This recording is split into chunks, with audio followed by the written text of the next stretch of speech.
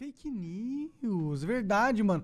Tu sofre com essa parada, né? Com fake news, mano. Muito. Ô, me dá meu pod aí, por favor. Cara, fake news faz parte da máquina de assassinar a reputação, né? Sempre foi uma coisa... Eu tenho casos aqui, eu não Falamos sei... meia hora dessa porra e o Monarca ainda tá enchendo teu saco Não com tem essa problema, cara. Vambora. Posso falar ou tá... Claro, Eu não, quero não, que você você tem- fale. O Igor tá querendo Eu salvar passei o por casamento. algumas fake news, cara, que até hoje, por exemplo, o pessoal acha que eu falei coisa que eu nunca falei. Uma delas é que eu teria chamado uma doadora de leite de vaca. Isso é mentira? Nunca aconteceu na vida. O caso foi o seguinte, cara. Eu tava na Band, no Agora é Tarde, e nos meus monólogos, nos stand-ups, como em qualquer talk show, você procura notícias pra fazer piada. É uma instrução que a gente deixa pros roteiristas, tipo... procura a notícia. Por quê? Quando a notícia está publicada, significa que é pública. Nós não estamos invadindo privacidade de ninguém. Quando alguém tem uma foto e publica, é pública. Sim. Né? Daí vem o nome, publicar público. Então, os roteiristas sempre procuram notícias para fazer piada.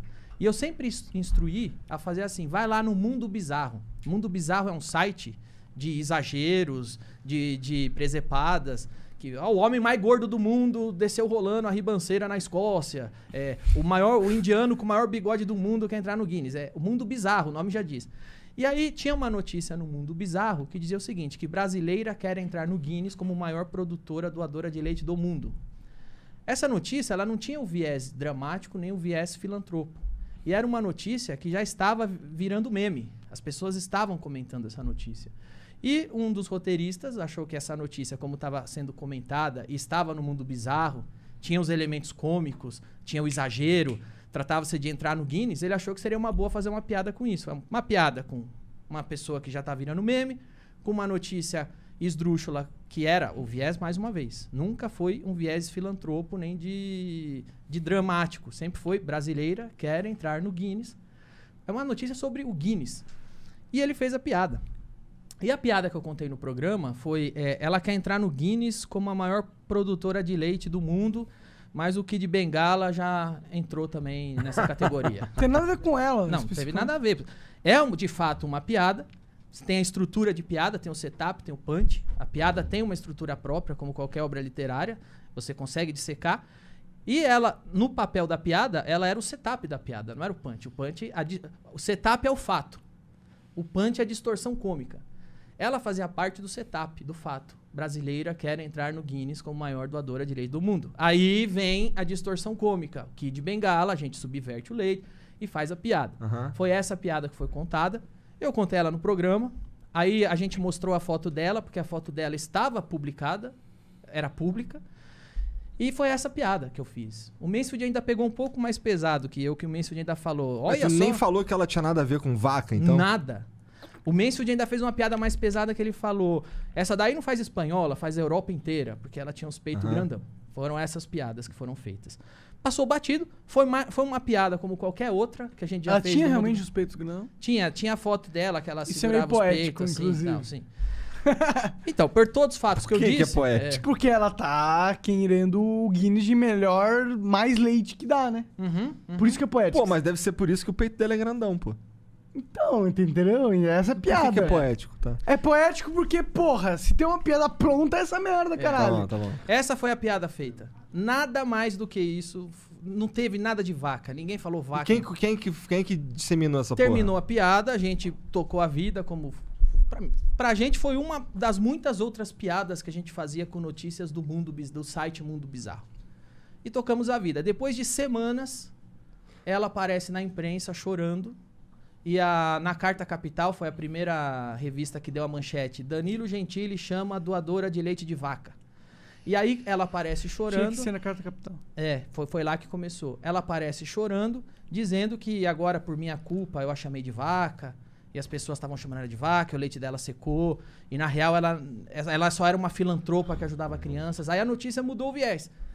Não era mais quer entrar no Guinness. E sim, é uma filantropa nordestina, pobre, vítima, que sofreu uma exposição, humilhação. E ela estava chorando, dizendo que eu a chamei de vaca. E aí eu mandava o vídeo, falava, ó, este é o vídeo da piada. Em nenhum momento eu disse vaca. A piada é essa, não é nem com ela, é o Kid Bengala. Cara, isso foi pra Folha de São Paulo, isso foi pra Isto É, e todos os lugares noticiou que eu chamei uma doadora de leite de vaca. Isso nunca aconteceu. A partir do momento que essa é a narrativa, que essa é a manchete, já existe uma pressão.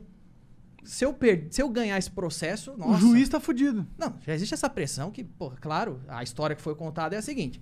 Ela tava fazendo caridade, doando leite, ajudando crianças. Eu apareci lá e falei, olha que vaca! Vaca. Sim, nesse contexto eu seria um bosta. Mas não foi esse o contexto, não foi isso que aconteceu. Mas essa foi a versão que ficou. E a gente põe o DVD no processo, eu mando pros jornalistas, tá aqui a piada, não tem vaca. Por que você não faz a manchete? Fez piada com o Kid Bengala, essa é a piada. E virou essa narrativa. Eu tenho muitas outras, cara, que eu já passei. Por exemplo, eu me lembro que eu tinha uma série politicamente incorreta, foi pro ar pela FX em 2014. Eu fazia o papel de um deputado xarope, que só fazia merda, falava merda. E o deputado, de repente, na história, o meu personagem chamava Atílio Pereira, ele vai no Congresso Nacional e ele quer banir tem uma discussão lá para banir o uso da vírgula. A gente zoava muito as coisas idiotas que o deputado ficava discutindo. E aí eu levava um cartaz e o cartaz estava escrito assim: não sou negro, graças a Deus. E eu falava, vejam como a vírgula faz diferença. Se a vírgula estiver aqui, não, vírgula, sou negro, graças a Deus. Essa é uma boa frase. O cara tem orgulho de ser negro. Mas se eu tiro a vírgula, olha como fica uma coisa racista. Não sou negro, graças a Deus. Essa era a cena cômica. Os caras tiraram um print onde eu tô do lado do cartaz escrito não sou negro, graças a Deus. E começaram a passar isso em um monte de ONG, de defesa afrodescendente, como se fosse eu segurando um cartaz que eu não sou negro, graças a Deus.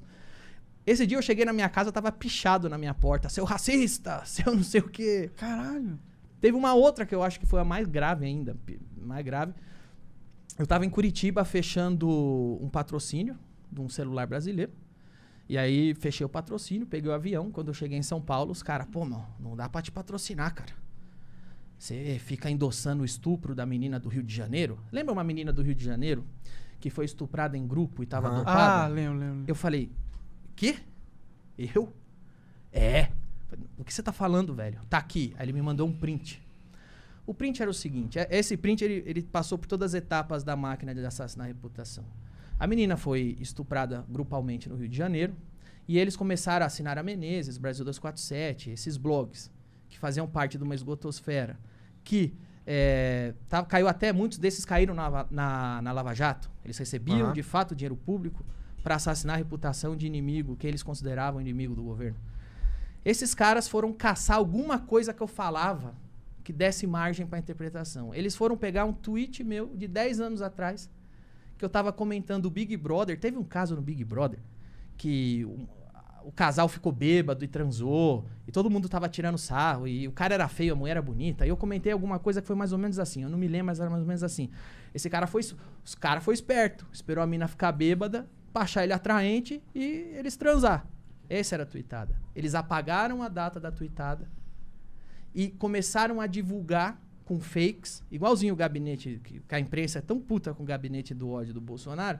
Quando o gabinete do ódio era do outro lado, a imprensa não se incomodava. Nenhum pipi. Pelo contrário, ainda absorvia o que eles criavam. Aí eles pegaram esse meu print, apagaram a data e começaram a compartilhar como se aquela fosse uma opinião minha a respeito do estupro do Rio de Janeiro que estava acontecendo naquele dia.